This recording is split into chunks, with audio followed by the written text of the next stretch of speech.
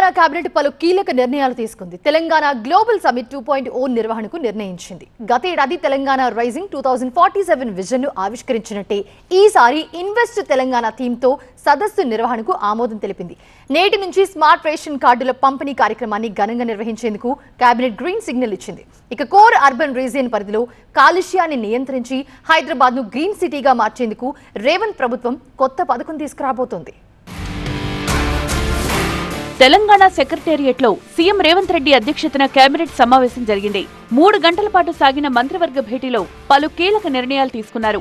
ముఖ్యంగా గతేడాది కంటే ఘనంగా తెలంగాణ రైజింగ్ గ్లోబల్ సమ్మిట్ 2.0 నిర్వహించాలని కేబినెట్ నిర్ణయించింది.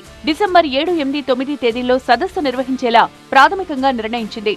దీనికి సంబంధించి డిప్యూటీ సీఎం భట్టి విక్రమార్క, మంత్రులు శ్రీధర్ బాబు, ఉత్తమ్ కుమార్ రెడ్డి, వివేక్ వెంకటస్వామి ఆధ్వర్యంలో సబ్ కమిటీతో పాటు సదస్సు నిర్వహణకు ప్రత్యేక కమిటీలు ఏర్పాటు చేయబోతోంది. IIHM స్టూడెంట్స్ ప్రపంచం మొత్తం ఉద్యోగాలు చేస్తూ లక్షల్లో జీతాలు సంపాదిస్తున్నారు. ఇప్పుడే చేరండి international institute of hotel management. గతేడాది తెలంగాణ రైజింగ్ 2047 విజన్ ఆవిష్కరించినట్లే ఈసారి ఇన్వెస్ట్ తెలంగాణ థీమ్ తో సదస్సు నిర్వహణకు కేబినెట్ ఆమోదం తెలిపింది. ఈ సందర్భంగా ఫ్యూచర్ సిటీ ప్లాన్ ఆవిష్కరణకు గ్రీన్ సిగ్నల్ ఇచ్చింది. స్వాతంత్ర దినోత్సవ వేడుకల సందర్భంగా తెలంగాణలో రేషన్ కార్డుదారులకు స్మార్ట్ కార్డులను పంపిణీ చేసేందుకు కేబినెట్ నిర్ణయించింది. దీనికి సంబంధించి అన్ని జిల్లాల్లో ఏర్పాట్లు చేయాలని అధికారులను ఆదేశించింది. తెలంగాణలో మొత్తం 3,42,00,000 మంది రేషన్ లబ్ధిదారులున్నారు. వీరందరికీ స్మార్ట్ కార్డ్స్ జారీ చేసేందుకు ఏర్పాట్లు చేసింది. కేబినెట్ వివరాలను మంత్రి పొంగులేటి శ్రీనివాసరెడ్డి వెల్లడించారు. భయాందోళనకు గురిచేస్తోన్న 22A పై ఇప్పటికే సమీక్ష జరిపామన్నారు మంత్రి పొంగులేటి. యుద్ధ ప్రాతిపదికన క్లియర్ చేయాలని చెప్పినట్లు తెలిపారు. ప్రభుత్వ భూమి కాకపోతే వెంటనే క్లియర్ చేస్తామని చెప్పారు.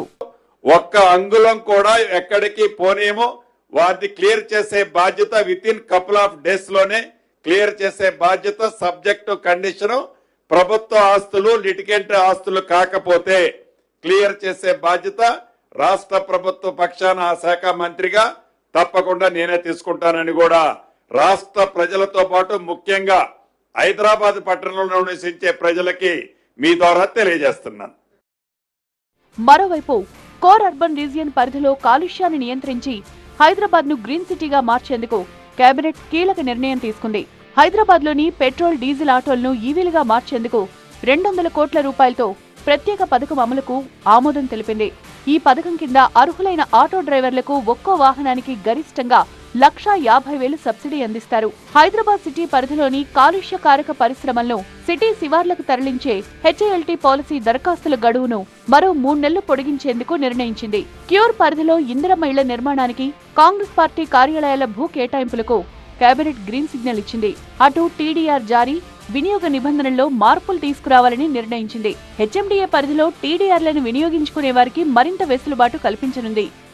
ప్యూర్ పరిధిలోని భూములతో పాటు సికింద్రాబాద్ కంటోన్మెంట్ పరిధిలోని భూములకు కూడా ఈ మార్పులను వర్తింపజేసేందుకు కేబినెట్ ఆమోద ముద్ర వేసింది. ఇక వానాకాలం పంటకు సంబంధించి 7 రకాల సన్నధాన్యం సాగును ప్రోత్సహించి ఆ 7 రకాల సాగును పెంచడానికి రైతులకు అవగాహన కల్పించాలని కేబినెట్ నిర్ణయించింది.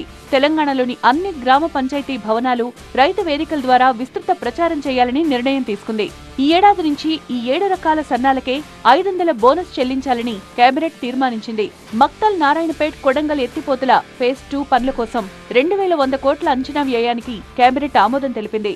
గూడెం దొడ్డి పంప్డ్ స్టోరేజీ ప్రాజెక్టు సామర్థ్యాన్ని 1.19 TMCల నుంచి 15 TMCలకు పెంచడంతో పాటు సోలార్ విద్యుత్ ఉత్పత్తిపై అధ్యయనం చేసేందుకు కన్సల్టెంట్ నియామకానికి కేబినెట్ ఆమోదం తెలిపింది. మొత్తంగా స్వాతంత్ర దినోత్సవ వేడుకల వేళ తెలంగాణ కేబినెట్ పలు కీలక నిర్ణయాలు తీసుకుంది.